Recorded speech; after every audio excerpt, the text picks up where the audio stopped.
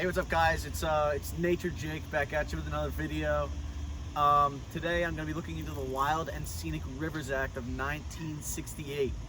I have a little creek behind me because I couldn't really get to a river. You know, it's kind of late to do that in the project right now. But yeah, so first I got to find my brother. He's a sophomore, so he tends to wander off sometimes. All right, guys, so I got this flashlight here. It's pretty dope. It's like a Navy SEAL type flashlight, very powerful. I'm gonna try not to shine it into anyone's houses. But yeah, I'm gonna be looking for my brother along this creek. I brought him here so he could help with the project. Of course, he left. Yeah. Lucas, what are you doing?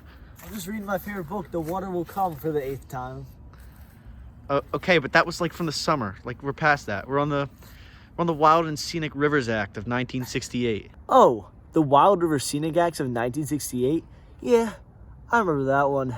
Sponsored by Frank Church from Idaho and passed in 1968 on October 2nd.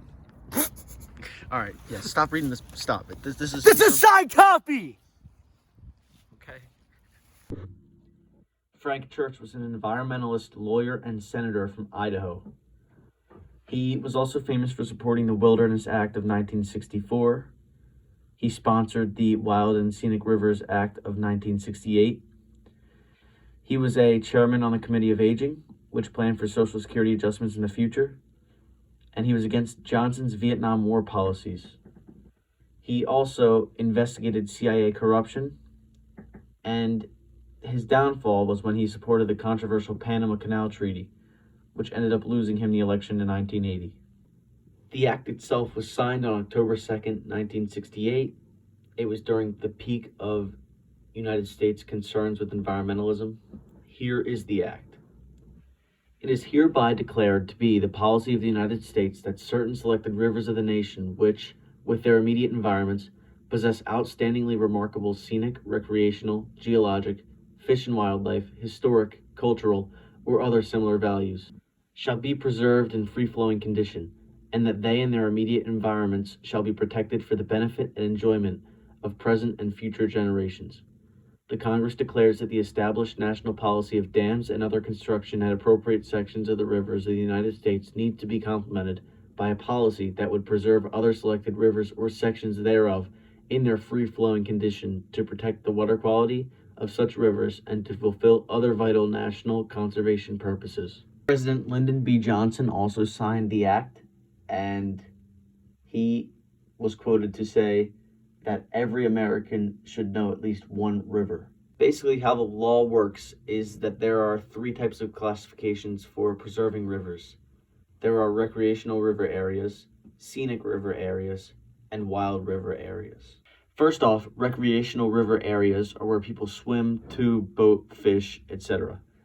They're fun areas of the river that are easily accessible by roads or trails, and they're preserved so that the public has a safe place to swim and enjoy river activities. Next, scenic river areas are easy to get to. They're accessible by roads or trails, but there are no buildings around these rivers. They're purely scenes of nature, and they are meant to be preserved for their beauty. Wild river areas are hard to get to. There are no buildings or roads near the rivers, no trails, so it's very difficult to get to these areas of the river. There's no human interaction anywhere near these sections, and these are seen as the origins of America, the wild that hasn't been touched by anyone, and they are seen as a natural history that needs to be preserved.